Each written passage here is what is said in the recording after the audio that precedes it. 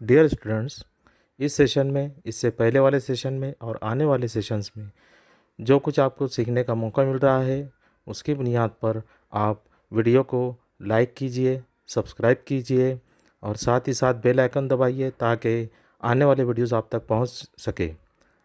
हर एक वीडियो की डिस्क्रिप्शन में एक लिंक दी जा रही है, उस लिंक पर क्लिक कीजिए और दिए हुए टेस्ट को कंप्लीट कीजिए ताकि आपको पता चल सके कि आपने उस वीडियो में क्या कुछ सीखा है।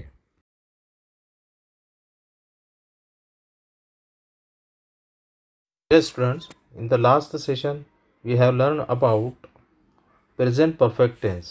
Now in sentence formation part 4th session we are going to learn about present perfect progressive tense, ज़माने हाल मुकम्मल जारी। प्रेजेंट परफेक्ट प्रोग्रेसिव टेंस में सेंटेंसेस कैसे बनाए जाते हैं, अब हम ये सीखने जा रहे हैं। प्रेजेंट परफेक्ट प्रोग्रेसिव टेंस में अफर्मेटिव सेंटेंस, इकरारिया जुमला, सबसे पहले सब्जेक्ट इस्तेमाल होगा। सब्जेक्ट की मुनासबत से चूँकि ये प्रेजेंट परफेक्ट टेंस है और हैज़ का इस्तेमाल होगा।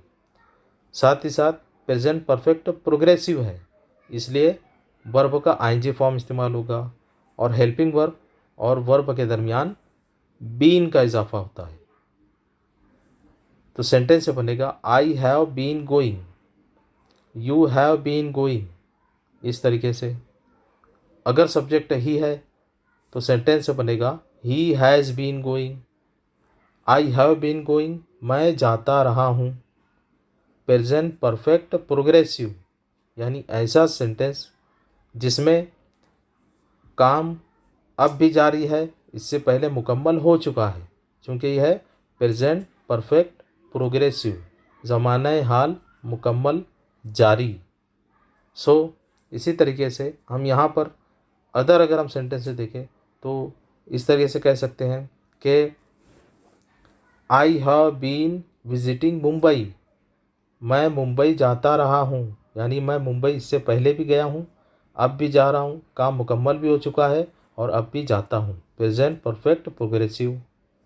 वीडियो को एज यूजुअल यहाँ पर आप पॉज कीजिए, फॉर्मेशन को नोट डाउन कीजिए और फॉर्मेशन के मुताबिक पहले गो पर सेंटेंसेस बनाइए, उसके बाद और दूसरे वर्ब का इस्तेमाल करते हुए जितने ज़्यादा आप सेंटेंसेस बना सकते हैं बनाने की कोशिश कीजिए। नाउ नेक्स्ट इज इनकारिया जुमला, negative sentence. Now tell me, in negative sentence what is used? Yes, not. और नॉट का इस्तेमाल होता है with the helping verb. So in this present perfect progressive tense helping verb is used have और has. Have या has का इस्तेमाल होता है according to the subject. Subject plus helping verb have has और उसमें नॉट का इजाफा होगा और बीन के साथ वर्ब का ING form. The sentence will be like this, I have not been going, मैं नहीं जाता रहा हूँ। या अगर सब्जेक्ट यू है तो you have not been going, तुम नहीं जाते रहे हो। अगर सब्जेक्ट ही है तो इस्तेमाल होगा he has not been going, वो नहीं जाता रहा है, इस तरीके से। Now verbal question, interrogative sentence की एक सब टाइप जिसे हम यस नो टाइप भी कहते हैं। एंड अब तक आप समझ चुके होंगे कि वर्बल क्वेश्चन जो होता है उसकी शुरुआत होती है हेल्पिंग वर्ब से। प्रेजेंट परफेक्ट टेंस है इसलिए इस्तेमाल होगा हैव या has according to the subject, और सब्जेक्ट के बाद बीन के साथ वर्ब का ING form. So the sentence will be like this, have I gone, have I been going, have you been going. अगर सब्जेक्ट ही है, he she या it है तो इस्तेमाल होगा हैज़ ही बीन गोइंग। जब हम कहेंगे कि हैव आई बीन गोइंग, सवाल है क्या मैं जाता रहा हूँ, आंसर यह रहेगा यस या नो में। Now has he been going, क्या वो जाता रहा है, इस तरीके से। अब देखिए यहाँ पर हम पढ़ रहे हैं वर्बल क्वेश्चन। नेक्स्ट सेंटेंस से कौन सा आएगा? Yes, W H type question. और जो डब्ल्यू एच टाइप क्वेश्चन का जो फॉर्मेशन होता है सेम यही फॉर्मेशन रहेगा। फ़र्क सिर्फ क्या रहेगा, in the W H type question the sentence is begin with WH word.